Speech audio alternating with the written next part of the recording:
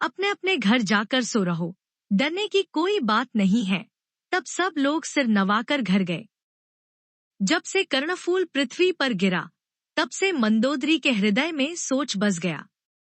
नेत्रों में जल भरकर दोनों हाथ जोड़कर वह रावण से कहने लगी, है प्राणनाथ, मेरी विनती सुनिए। हे प्रियतम, श्री राम से विरोध छोड़ दीजिए। उन्हें मनुष्य जानकर मन में हठ न पकड़े रहिए। मेरे इन वचनों पर विश्वास कीजिए कि ये रघुकुल के शिरोमणि श्री रामचंद्र जी विश्व रूप हैं। यह सारा विश्व उन्हीं का रूप है। वेद जिनके अंगन में लोकों की कल्पना करते हैं, पाताल जिन विश्व रूप भगवान का चरण है, ब्रह्मा लोक सिर है, अन्य बीच के सब लोकों का विश्राम स्थिति जिनके अन्य भिन्न भिन्न अंगों पर है, भयंकर काल जिनका भ्रिकुटी संचालन भौहों का चलना है, सूर्य नेत्र है, बादलों का समूह बाल है, अश्विनी कुमार जिनकी नासिका है, रात और दिन जिनके अपार निमेष पलक मारना और खोलना है, दसों दिशाएं कान है, वेद ऐसा कहते हैं।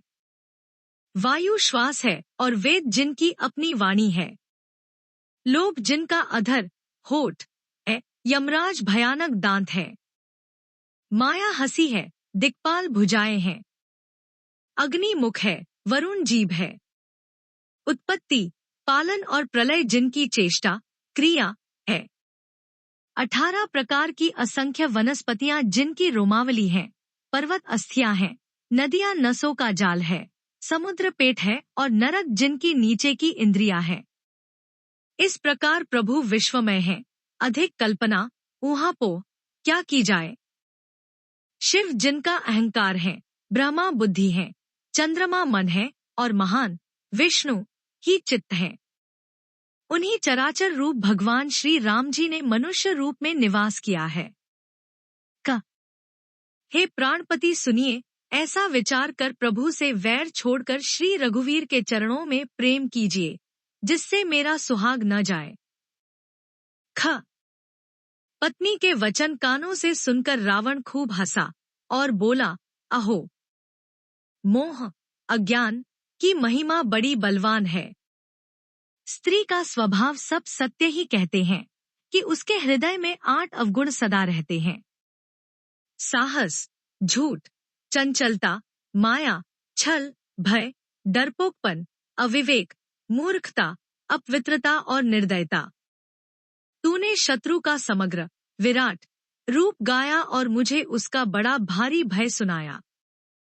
हे प्रिये, वह सब यह चराचर विश्व तो स्वभाव से ही मेरे वश में है।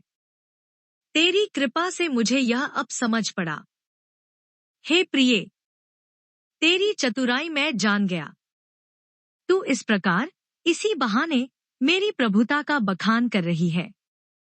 हे मृगनयनी, तेरी बातें बड़ी गूढ़ रहस्य भरी हैं, समझने पर सुख देने वाली और सुनने से भय छुड़ाने वाली है। मंदोदरी ने मन में ऐसा निश्चय कर लिया कि पति को कालवश मतिभ्रम हो गया है।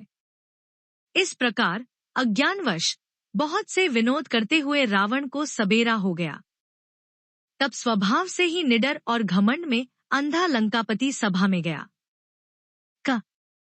यद्यपि बादल अमृत सा जल बरसाते हैं, तो भी बेट फूलता फलता नहीं।